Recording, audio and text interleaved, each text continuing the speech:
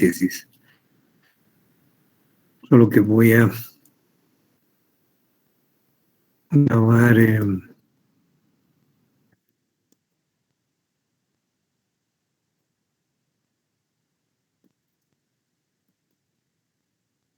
tema que tratamos la última vez fue las fases del método general del conocimiento. Y para ello voy a presentarles el tema en la pantalla. Vamos a dar admisión a algunos compañeros.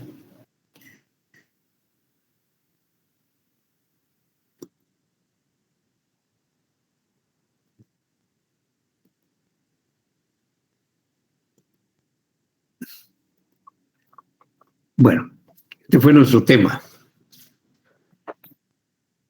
Aquí vimos nosotros 3 fases del método general del conocimiento. Compañeros, les pregunto, ¿cuáles son esas 3 grandes fases del método general del conocimiento? ¿Quién se acuerda? Una es sensorial, ¿no? Sensorial. La percepción. Es sensorial, racional y de confrontación con la realidad. Así es. ¿Representación? No, lo que dijo la señorita anteriormente es la fase sensorial, racional y confrontación con la realidad. Ahora, la fase sensorial conlleva 3 procedimientos. ¿Cuáles son? La sensación, la percepción y la representación. Así es. Ahora, la fase racional, que también lleva 3 procedimientos, ¿me pueden decir cuáles son estos procedimientos racionales? El análisis, abstracción y síntesis. ¿Sí? Así es. Ahora, fíjense que cuando nosotros llegamos a la síntesis, ya nos formamos un nuevo conocimiento. Ya logramos tener una idea general del objeto o de los fenómenos. ¿Cómo se le llama a esta idea general que constituye también la unidad fundamental del conocimiento? Representación.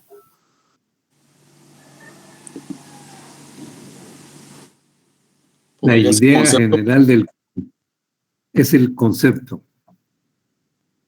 Ahora, a partir del concepto, nosotros realizamos procesos mentales, procesos de pensamiento cada vez más complejos, pero inicialmente relacionamos a través de nuestro intelecto los conceptos.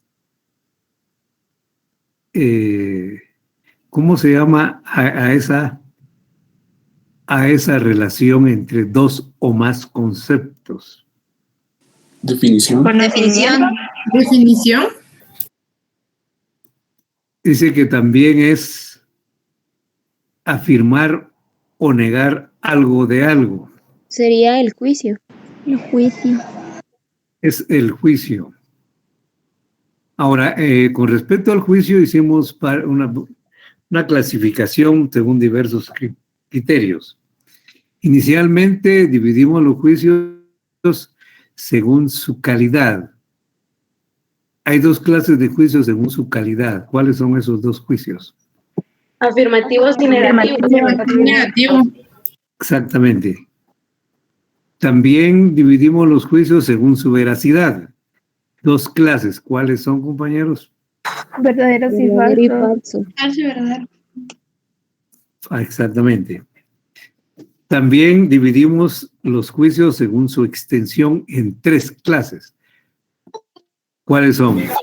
Universales, particulares y singulares. Así es. Así es, compañero. Muy bien.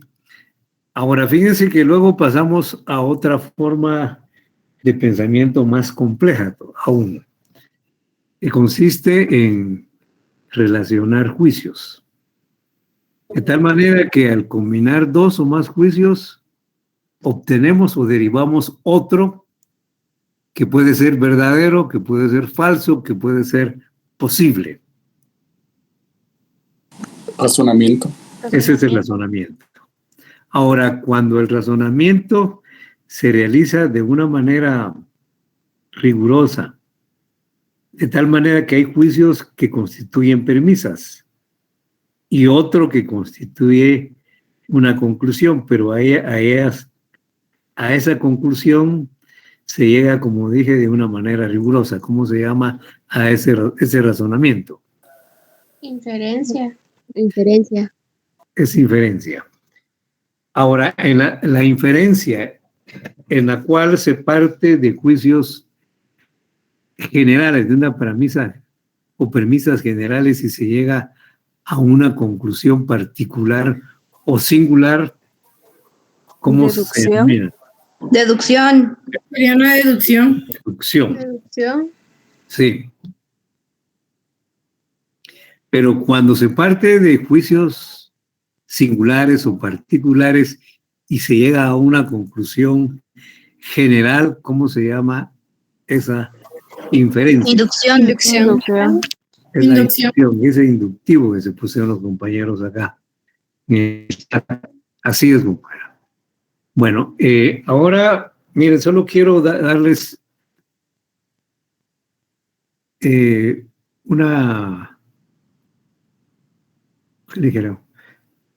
quiero indicarles lo siguiente. Este tema que acabamos de ver tiene suma importancia porque nos va a servir, fíjense ustedes, para nuestros trabajos de investigación. Cuando hacemos un plan o redactamos el informe final, en ambos nos piden, en un apartado del protocolo, nos piden los métodos o la metodología o las estrategias metodológicas. Y fíjense que aquí lo que hacemos es, cuando es un plan, pues escribimos lo que vamos a hacer. Dividimos nuestro trabajo en varias fases importantes. Y ahí también indicamos qué procedimientos metodológicos vamos a utilizar. Por ejemplo, inicialmente hay una actividad en la cual ubicamos los documentos en donde se encuentra el tema que vamos a investigar. Porque necesitamos hacer un marco teórico, y entonces necesitamos documentos, libros de donde vamos a formar nuestro marco teórico. Pero esa ubicación física, ¿qué clase de procedimientos llevarán? ¿Serán sensoriales? ¿Serán racionales? Solo la ubicación física.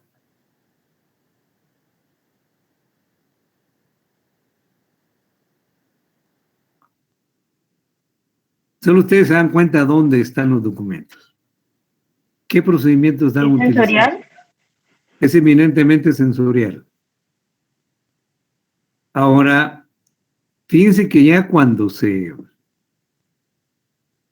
ya se realiza la lectura, ahí fíjense que muy frecuentemente vamos a utilizar el análisis.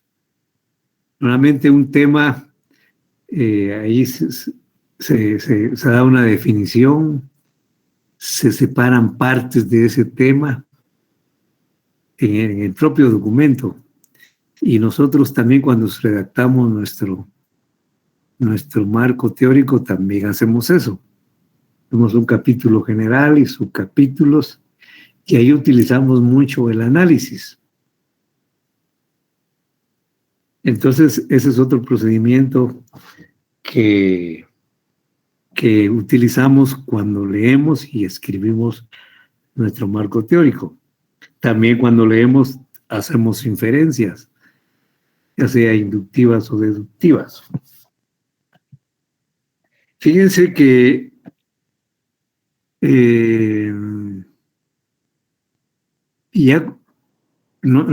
si nosotros en nuestro trabajo planteamos una hipótesis, las hipótesis normalmente son juicios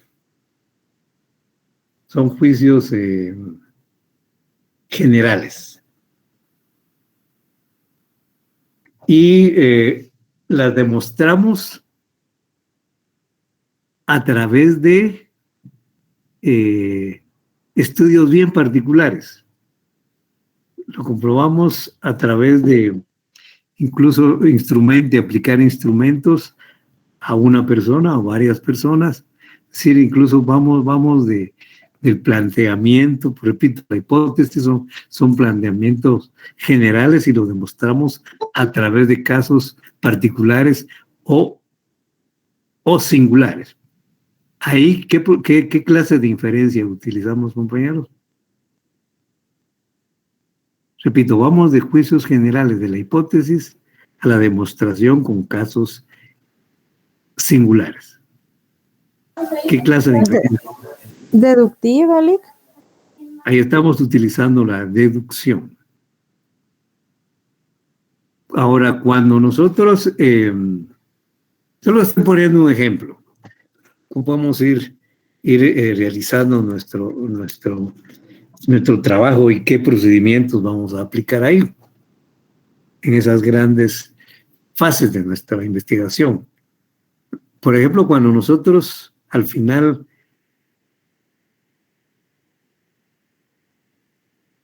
fíjense que cuando se hacen conclusiones partimos de casos singulares o particulares y elaboramos una conclusión general.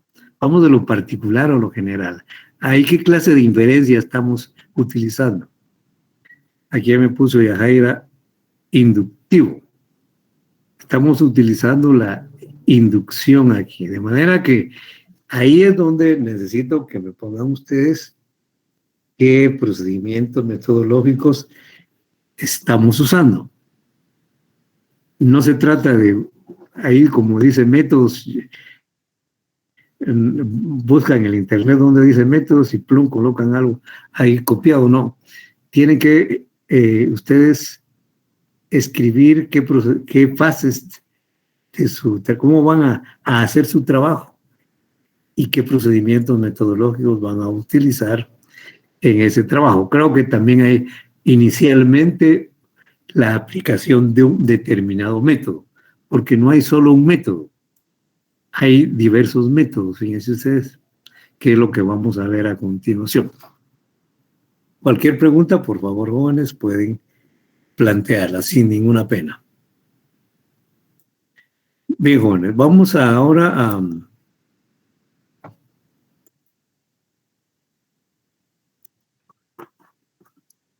a hablar de este tema de la metodología. En este curso entendemos metodología como el enfoque u orientación que se le da al método. Y por lo tanto hay diversas metodologías.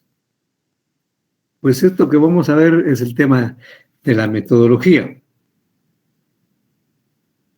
Podemos utilizar diversos métodos cuando investigamos. Miren lo que dice Bonilla aquí. Contiene la descripción y argumentación de las principales decisiones metodológicas adoptadas según el tema de investigación y las posibilidades del investigador. Yo agregaría también según el propósito de la investigación. Así va a ser el método que vamos a emplear. De manera que cada método tiene diversa orientación, diverso enfoque, que es lo que vamos a tratar precisamente en el tema del día de hoy. Ahora, fíjense que los métodos o las metodologías se basan en una determinada corriente de pensamiento, en una determinada visión del mundo, en una determinada interpretación del mundo, una determinada interpretación general de la realidad.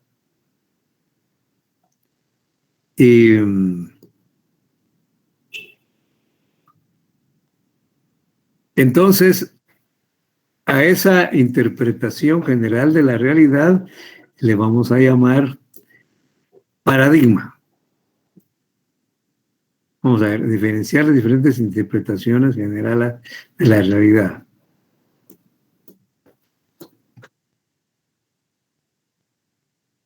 Bueno, déjame. Ahora, fíjense que los distintos autores coinciden en que han sido tres los paradigmas que han predominado o que se han aplicado para el estudio de la sociedad. Uno es el positivismo, el otro es el materialismo histórico y el otro es el constructivismo. Quizás este es el que más se ha utilizado, positivismo. El materialismo histórico es tal vez el que menos se ha utilizado. Y el constructivismo es un paradigma que está muy de moda actualmente. Actualmente ha tomado mucha vigencia el constructivismo. Entonces, veamos cada uno de ellos, sus semejanzas y también sus diferencias. Pongámosle atención y cualquier duda, jóvenes, me pueden plantear sus preguntas. Vamos a ver el primero, el materialismo histórico. Ahora, fíjense, jóvenes, que para abordar el materialismo histórico, inicialmente vamos a referirnos al materialismo dialéctico. El materialismo dialéctico se define de la siguiente manera, miren. Es el estudio de las leyes más generales de la naturaleza, la sociedad y el pensamiento. O sea, es el estudio de las leyes más generales del mundo material, que se divide en naturaleza, sociedad y pensamiento. Este materialismo dialéctico es llamado también la filosofía materialista, materialismo dialéctico. Ahora, ¿por qué se le llama materialismo dialéctico? Bueno, es materialismo porque estudia el mundo material. Esto es lo que le interesa, este mundo real. Ahora, también se le llama materialismo porque parte del principio filosófico siguiente. Lo primario es la materia. Lo derivado es el pensamiento, la idea. Ustedes ven esto, que lo primario es la materia, lo derivado es el pensamiento. ¿Se acuerdan que definimos el conocimiento como el reflejo en nuestra mente del mundo material? Pues está aplicando precisamente ese principio. Nuestro conocimiento parte del mundo real, del mundo material. Y la idea, el pensamiento es un reflejo de ese mundo material en nuestra mente. Entonces, repito, la fuente de nuestro conocimiento es el mundo material. Y lo derivado es la idea, el pensamiento.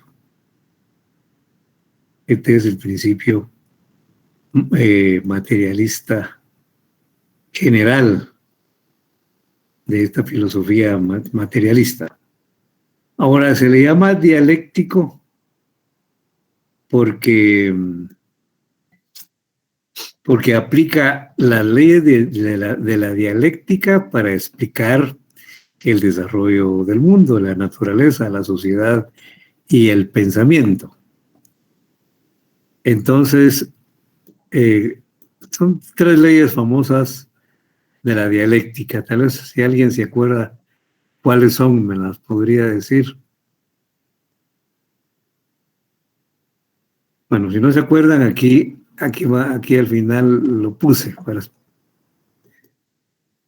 Bueno, no está de más recordarles que el materialismo dialéctico fue fundado por Carlos Marx y Federico Engels. Ellos fueron compañeros, amigos,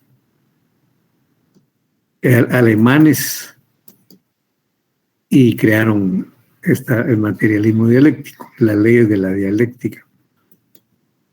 Bueno, son tres: la unidad y lucha de contrarios, la ley de la negación, los cambios cuantitativos a los cambios cualitativos.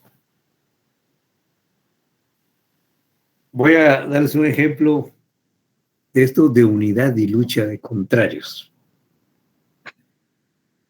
Por ejemplo, en el método, fíjense ustedes, el método general del conocimiento. El método es una unidad, es un proceso, es una unidad. Y está compuesto por procesos contrarios. Una es la fase sensorial y el otro es la fase racional. Son diferentes. Si ven, la fase racional también está compuesto por procesos opuestos. Por ejemplo, el análisis, que es separar las partes del objeto mentalmente. Y la síntesis, que es la reunión de las partes del objeto y conforman esta segunda fase, que es la racional. Hay contrariedad ahí en esa unidad. Ahora, fíjense que para la dialéctica,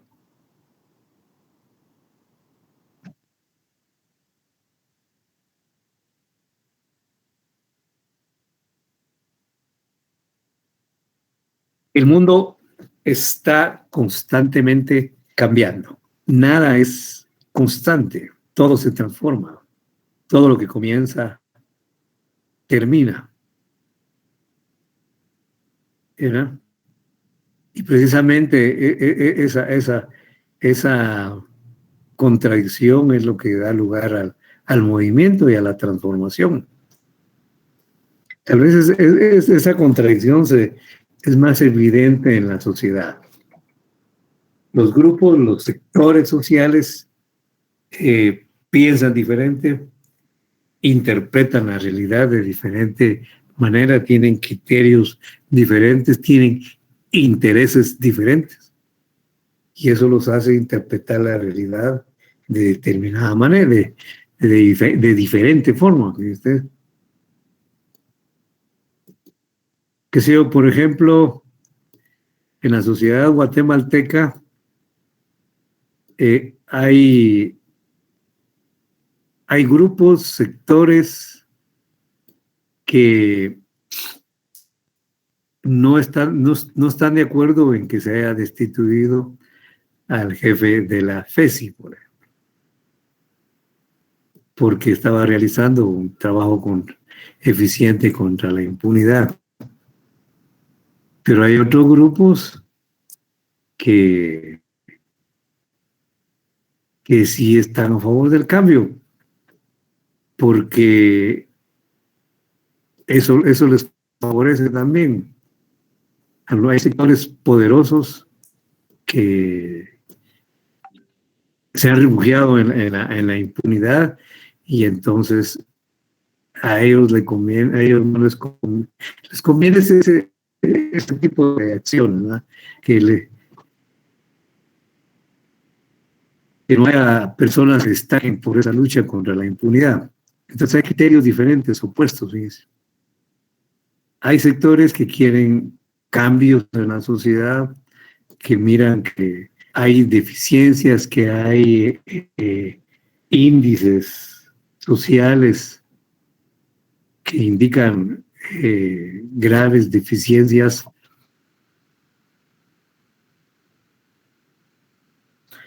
y que buscan cambios.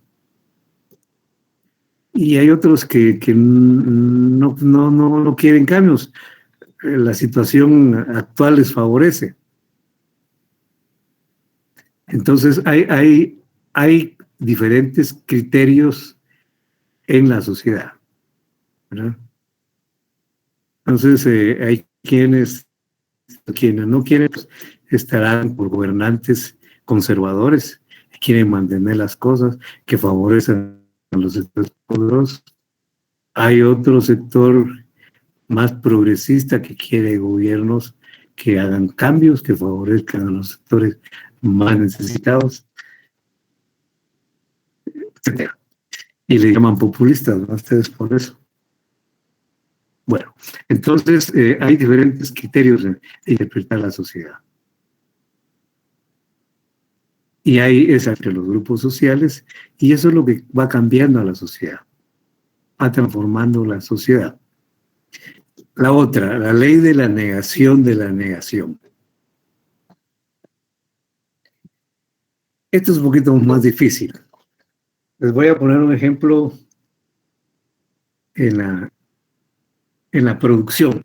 La praxis productiva se le llama en ciencia política. Vean,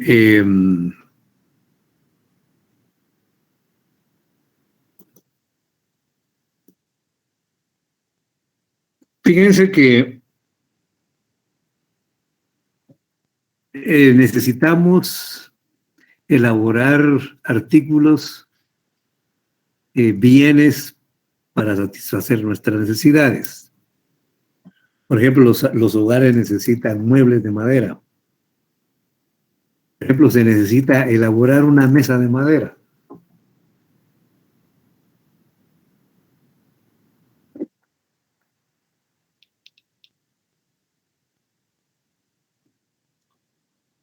Bueno. Ahora, para hacer una mesa, necesariamente tenemos que botar árboles. Entonces, ahí le negamos la existencia a un ser de la naturaleza. Ahora, ese árbol no se bota solo por botarlo, que se quede, que se pudra, que se pierda, no. Fíjense, pues. No, de ese árbol aprovechamos todo lo bueno que tiene. Lo convertimos en una troza hermosa y de ahí sacamos tablas. Y de ahí hacemos la mesa.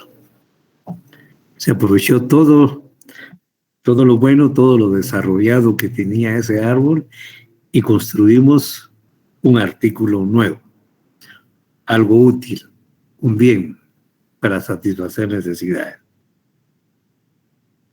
O sea, negamos la existencia de algo pero no lo negamos todo. Repito, aprovechamos todo lo bueno de eso al cual le negamos su vida normal y construimos un nuevo bien. Igual sucede en la sociedad. Por ejemplo, el paso de la sociedad feudal a la capitalista. Para que pudiera desarrollarse el capitalismo, pues tuvieron que destruirse las relaciones feudales, la propiedad feudal, muchas instituciones feudales. Cambió mucho, muchas instituciones cambiaron para que surgiera y se desarrollara el capitalismo. Pero el capitalismo utilizó todo lo que la humanidad había logrado hasta ese modo de producción. Todas sus habilidades, sus conocimientos, los instrumentos que se habían inventado, todo se utilizó. Y todo eso se desarrolló. No se destruyó todo lo que había hecho la humanidad, sino que todo lo bueno que se tenía se desarrolló. En eso consiste la ley de la negación. Ahora, los cambios cuantitativos a los cambios cualitativos. Veamos siempre un ejemplo en la sociedad.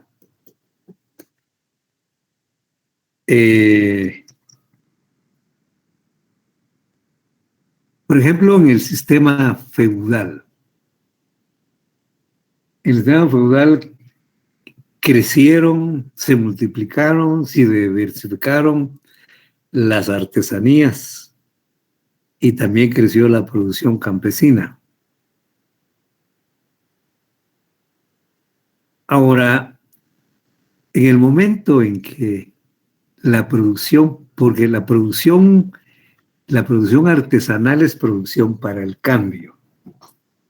En el momento en que la producción para el cambio fue mayor que la producción para el consumo, entonces se desarrollaron las relaciones capitalistas. Por ejemplo, en un taller artesanal, pequeño taller artesanal, ahí el dueño de ese taller trabaja directamente en su taller, a veces utiliza a su familia. Ahora, en la medida que se fue desarrollando la sociedad, se fue desarrollando el feudalismo, creció también el comercio, creció también la demanda de productos artesanales. Entonces él tuvo que ampliar su taller, producir más. Y en determinado momento su taller creció de tal manera que él ya no trabajó o ya no pudo trabajar directamente en el taller, sino que contrató fuerza de trabajo ajena y la trajo a laborar en su taller. Ahí surgen las relaciones capitalistas. Se convierte de un maestro artesano, se convierte en un capitalista. Y su taller se convierte en una empresa capitalista. Entonces, los cambios cuantitativos dan lugar a los cambios cualitativos. Bien, regresemos ahora acá al materialismo histórico. Cualquier pregunta, jóvenes, por favor, hagan así, no es una pena. Si no me preguntan, yo sigo adelante. Bueno, ahora vean, ¿cómo se define el materialismo histórico? Dice que es el estudio de las leyes más generales de la sociedad. Ahora yo les pregunto, compañeros, ¿qué diferencia ven ustedes entre el materialismo histórico y el materialismo dialéctico? Miren,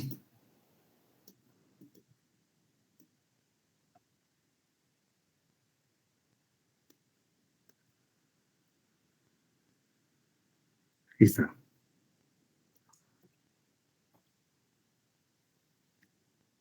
¿No le ven nada de diferencia?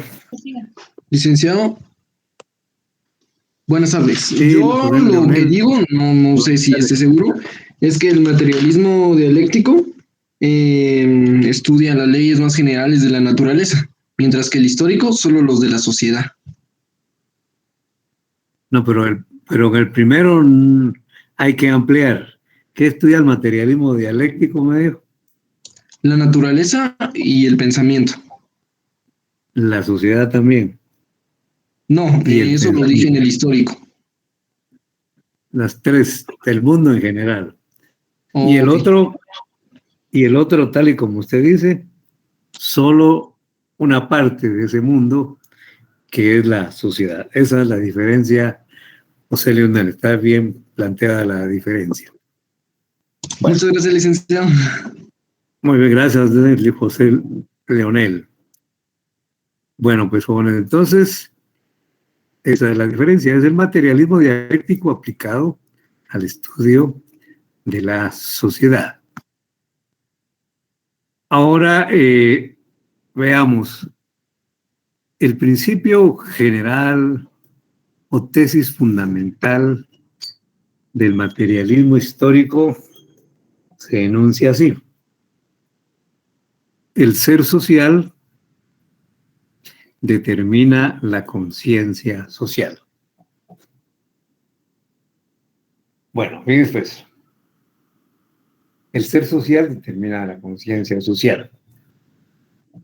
El ser social es la sociedad misma, es la vida social, la existencia social, el conjunto de relaciones sociales. Esa es la sociedad, la realidad social. Es el mundo social, el mundo material social. Eso es el ser social. Y ese ser social determina la conciencia social. Ahora, ¿qué es la conciencia social? Pues fíjense que la conciencia social está dentro de mí. Es mi cerebro, mi pensamiento, hasta mi corazón, fíjense. O sea, lo que yo pienso, lo que yo creo, lo que yo me imagino, lo que yo sé, lo que yo teorizo, esa es la conciencia social. Pero también lo que yo siento, también es la conciencia social. ¿Viste? También eso es la conciencia social.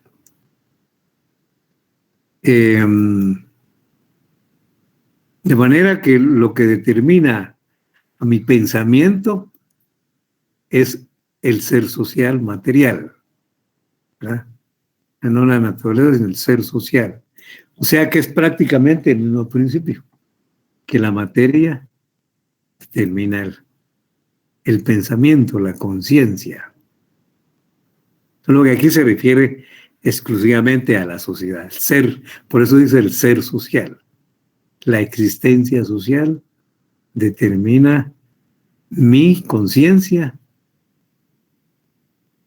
¿Por qué conciencia social?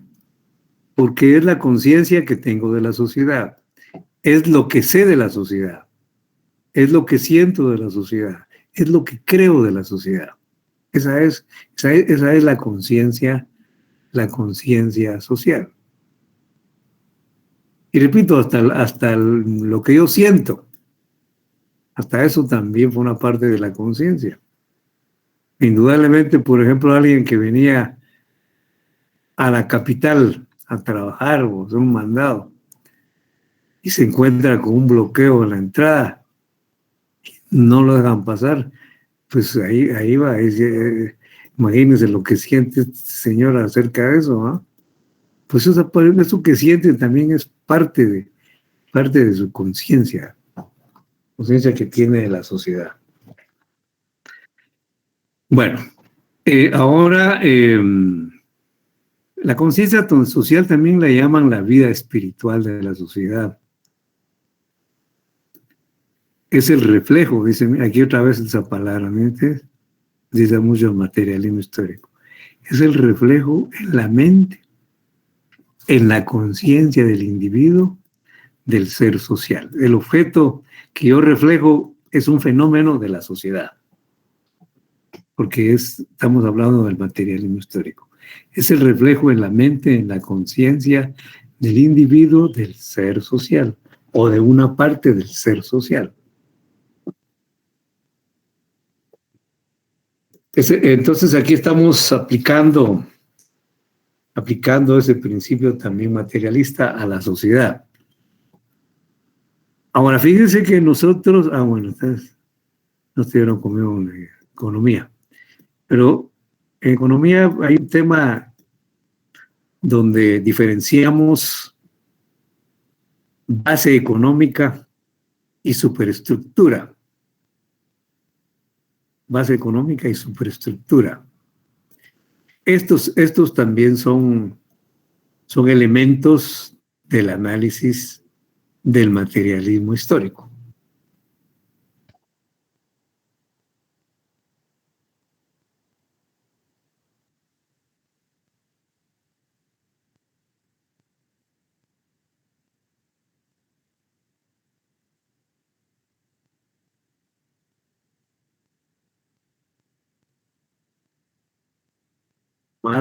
Por las relaciones sociales de producción. O sea, las relaciones sociales de producción, y la voy a poner aquí, o económicas. Sea más claro. Asentadas en las fuerzas productivas. O sea, está formada por las relaciones sociales de producción que están sobre las fuerzas productivas, que tienen un determinado nivel de desarrollo. Esta es la base económica. Y sobre esta base económica se levanta la superestructura.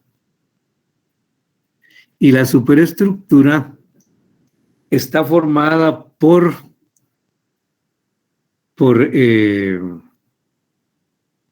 las relaciones sociales no económicas, por todas las relaciones sociales, menos las económicas, porque las económicas se encuentran en la base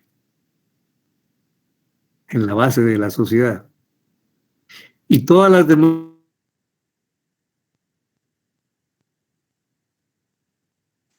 políticas son relaciones superestructurales.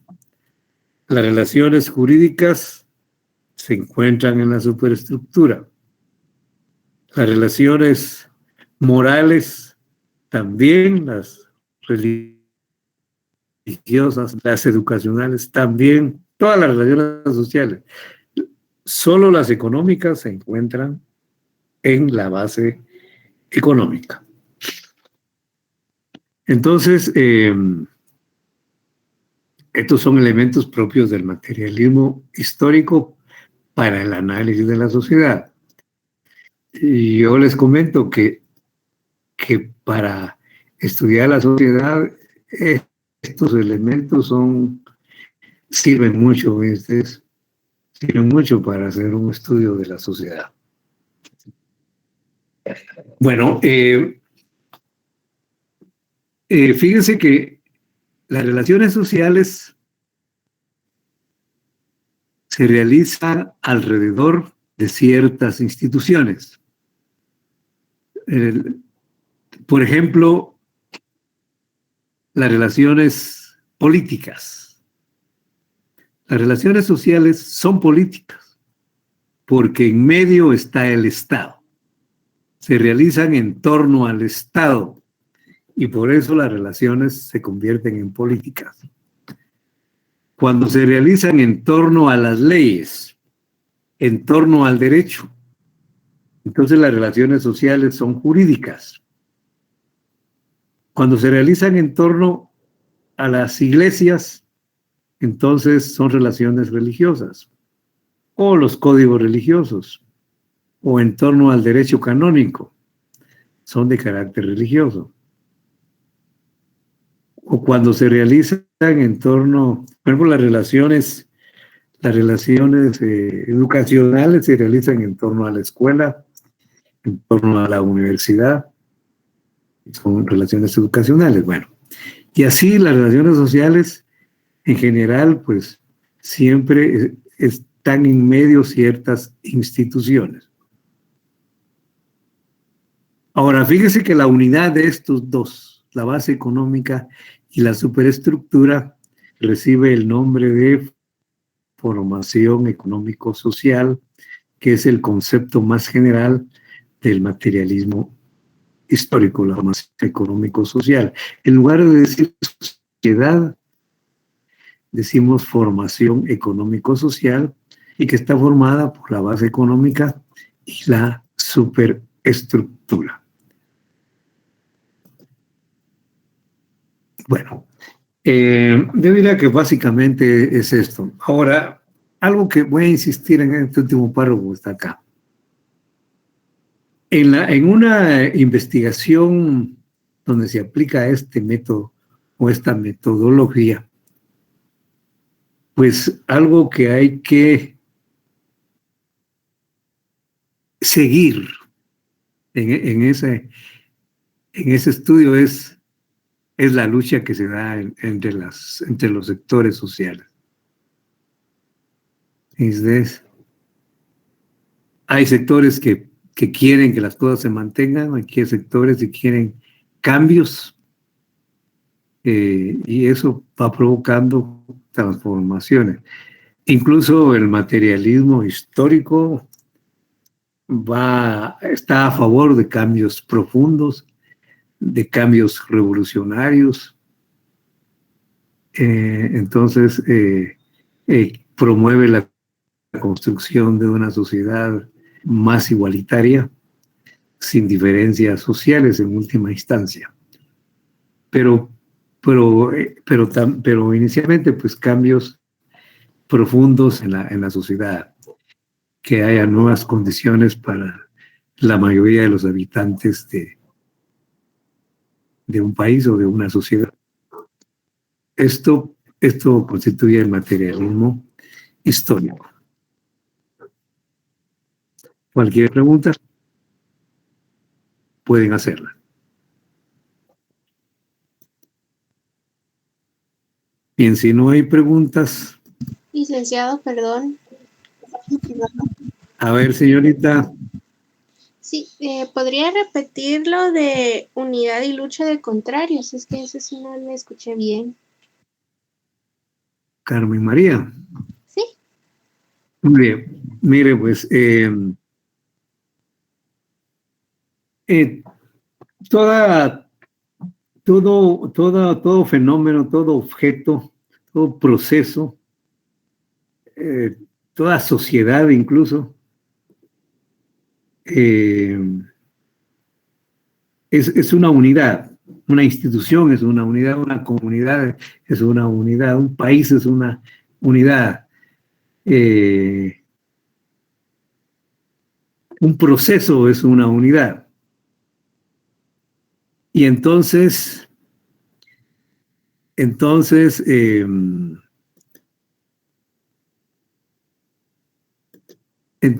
aquí está.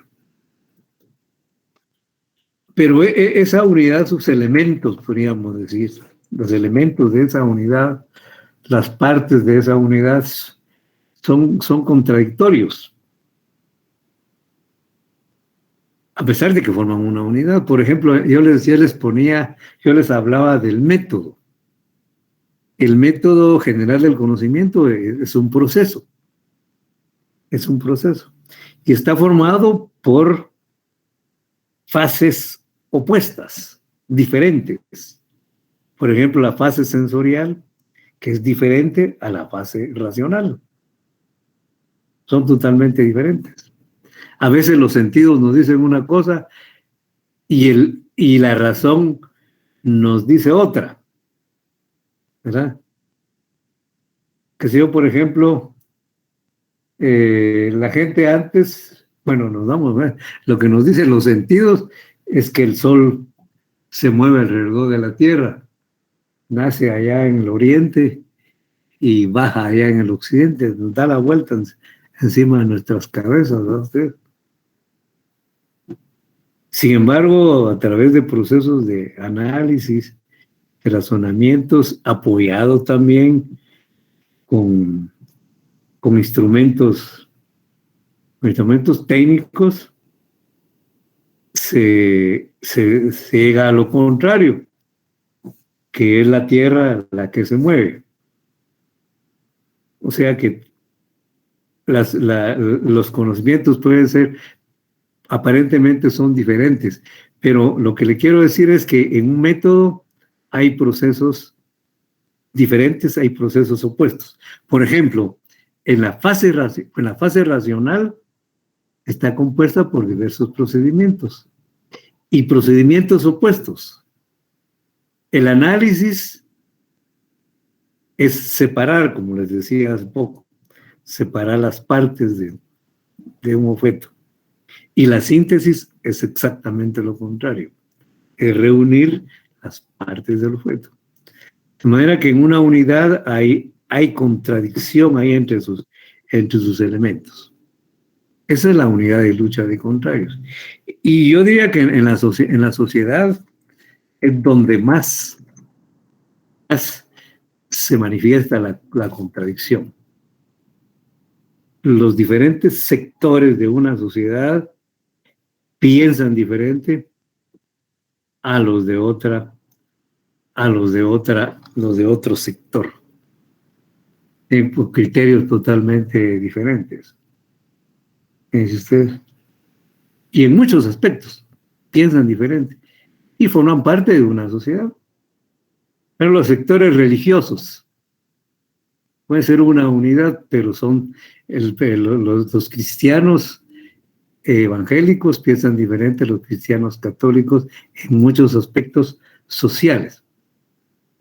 Incluso hay muchos cristianos evangélicos que dicen que no hay que vacunarse, ¿verdad?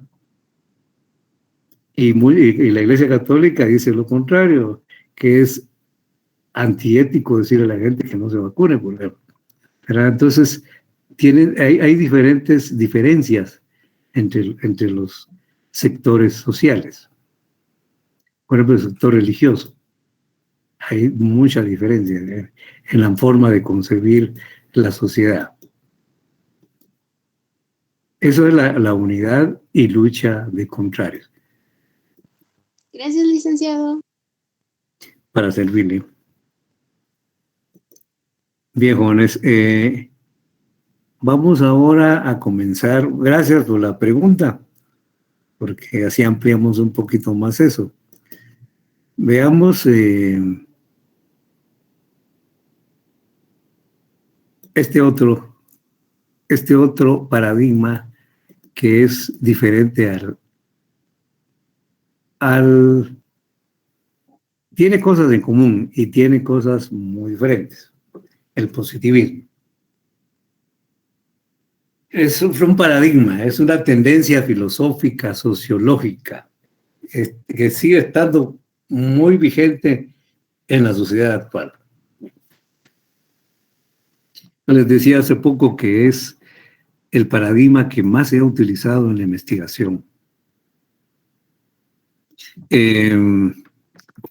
Es obra de Augusto Comte, de quien hablamos al principio de la clase, que tenía foto de Augusto Comte a finales casi ya terminando el siglo XVIII, nació y se murió a mediados del siglo XIX. Ahora, fíjense que yo les repito lo que les dije en esa oportunidad, que en su época se creía que las ciencias sociales o los estudios sobre la sociedad no tenían carácter científico, solamente las ciencias sociales. Y lo que él trata de demostrar, y trabajó por ello, es que también los fenómenos sociales pueden adquirir un carácter científico. Se le considera el fundador de la sociología capitalista moderna.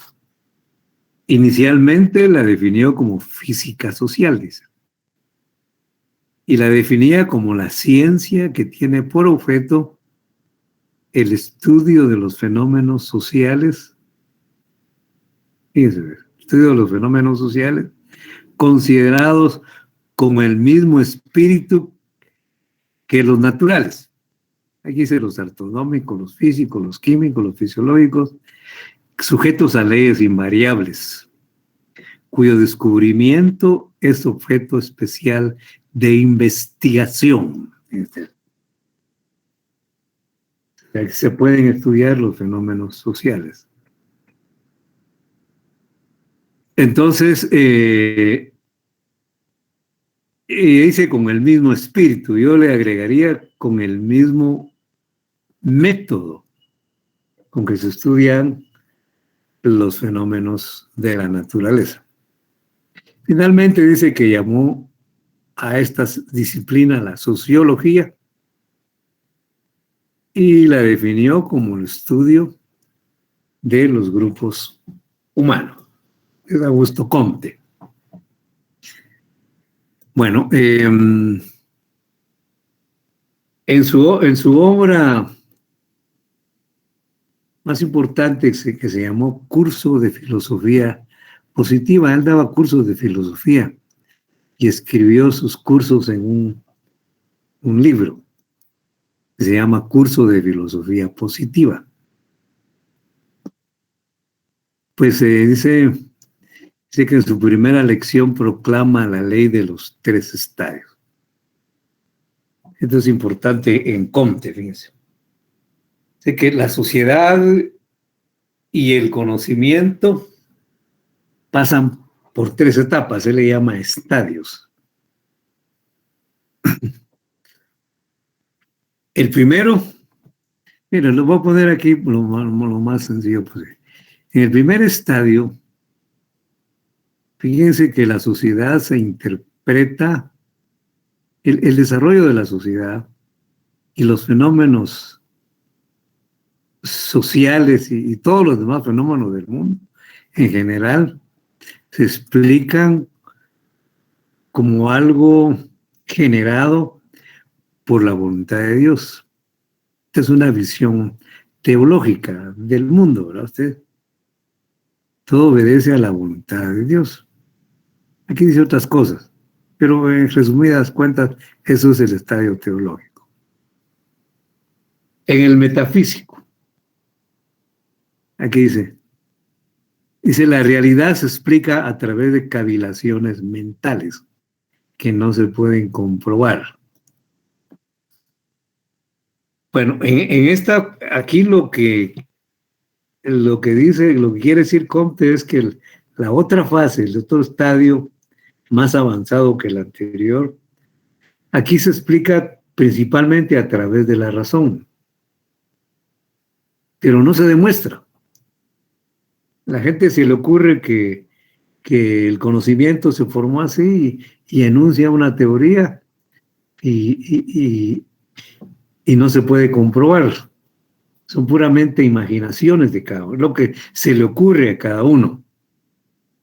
Y eso lo escribe, eso lo divulga, ¿verdad? Pero no lo demuestra.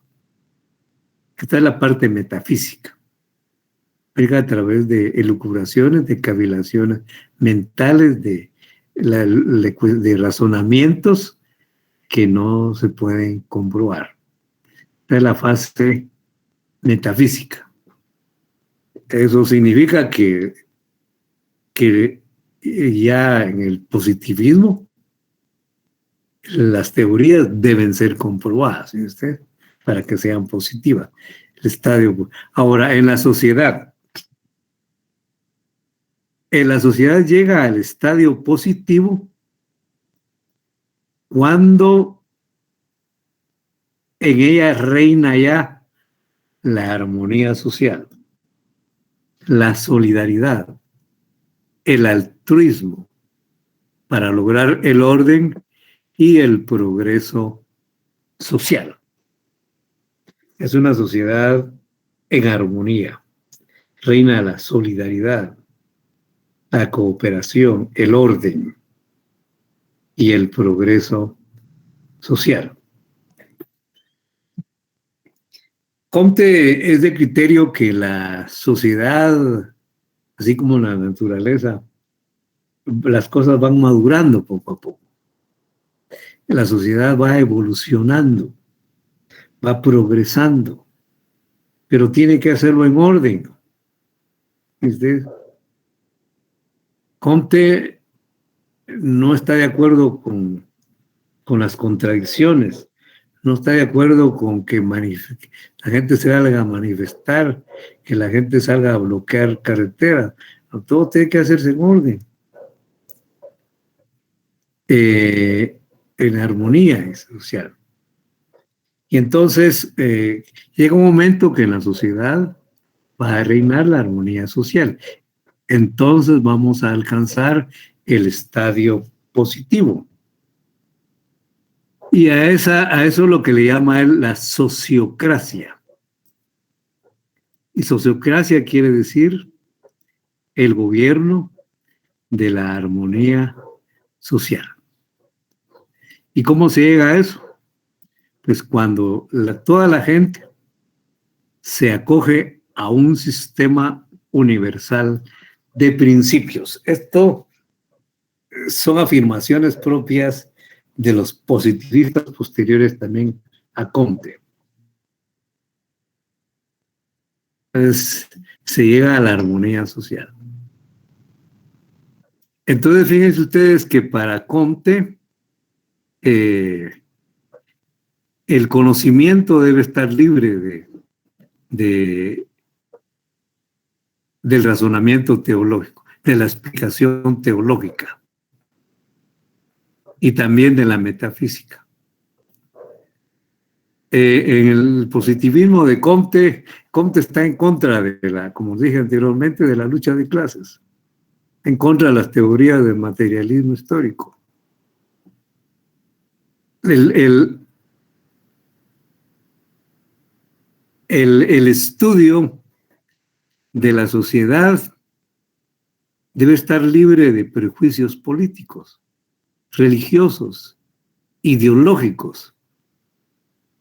El conocimiento de la sociedad debe de ser objetivo, repito, sin inclinaciones políticas, religiosas e ideológicas. Miren lo que dice aquí. La actitud positiva consiste en que el sociólogo debe adoptar una postura absolutamente imparcial, así como actúa el biólogo, el matemático. Solamente se limita a decir cómo son las cosas, pero no a dar juicio de valor. Esto es injusto, esto debía ser así. No. Simplemente dice cómo están las cosas. Es ser totalmente imparcial. Este es un conocimiento positivo. Y por otro lado, aquí más adelante se afirma que las cosas deben comprobarse. Todo lo que uno afirma tiene que ser comprobado. Este es un conocimiento positivo también. Esto es lo que afirma entonces Comte. Hoy ya llegamos a nuestro tiempo, nos vamos a quedar aquí. Si ustedes tienen alguna pregunta, por favor, pueden plantearla. Alguna inquietud, por ahí ya les puse su clase, su sección en Classroom. Ahí vamos a subir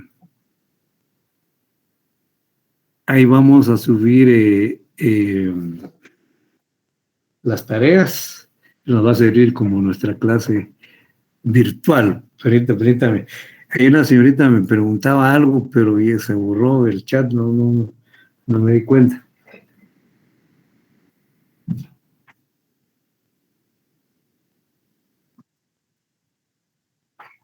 Licenciado, disculpe, ¿será que me puede explicar del tema sobre la ley de negación de la negación, por favor? Que le dé un ejemplo. Sí. Por favor, Mire, para contextualizar. es negación porque se niega algo. Por ejemplo, yo les hablaba del árbol que hay que cortar. Si se corta el árbol, estamos matando un árbol. Le estamos negando la vida a un árbol, ¿no? Estamos alterando la naturaleza con eso también. Bueno, ya va a dejar, ya no va a seguir creciendo ese árbol, ¿no? Pero no lo negamos totalmente al árbol. ¿Por qué no lo negamos? Porque de ese árbol vamos a construir algo nuevo, algo útil. Es otra negación, por eso se llama negación de la negación. Dice que para mí ponen cosas en el chat, pero se borran rápido, que no me da tiempo. No me da tiempo. No sé si quedó claro con este ejemplo, señorita. Sí, gracias. Y si desea ver los mensajes que envían aquí en el Meet, solo dé clic donde dice grabación y ahí automáticamente, o en el área de donde dice el numerito de personas a la par, ahí es donde entran los mensajes y ahí los puede expandir y así salen mejor y no se borran. Ah, ya. Aquí a la par, dice, sí. Del numerito, ajá, a la par, a su lado derecho. Permítame un A la par. Ahí. A la par, ahí. Muy bien, gracias. A donde le dio clic, a la par. A la par. Ajá. Pero no, abajo, donde está el numerito, como siempre, ahí le dio clic, a la par. No, al lado izquierdo. A la izquierda. Más abajo. No, usted ha visto donde dice 152 personas en su pantalla. Vamos a ver, fíjese que no. Aquí abajo, ahí, a la par donde tiene ese flechita de mouse, al lado derecho. No, a la par ahora izquierdo. Ahí, cabal, exactamente ahí. Ahí están los mensajes. Y para arriba solo le da con el mouse o con... Ah, sí. Mire, ahí dice, miren, Miriam Marisol Ramírez dice que es más fácil que me hablen porque rápido les contesto. Dice que, pero está bien. Es que sí, en el libro dice 1930 y él llegó solo a 1850. Entonces hay error ahí en el libro. Es 1830. Esa es la primera. Aquí dice Filestar podría por el código del salón de Classroom. Vamos a ver cómo está el Classroom aquí. Esta es la N, ¿verdad ustedes? Vamos a ver.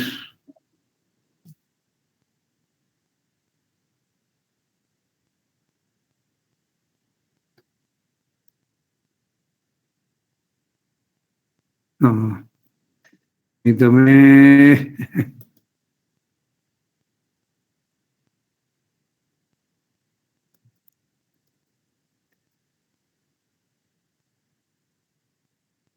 Classroom.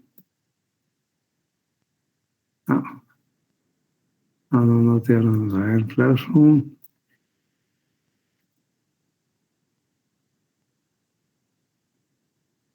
La N está aquí.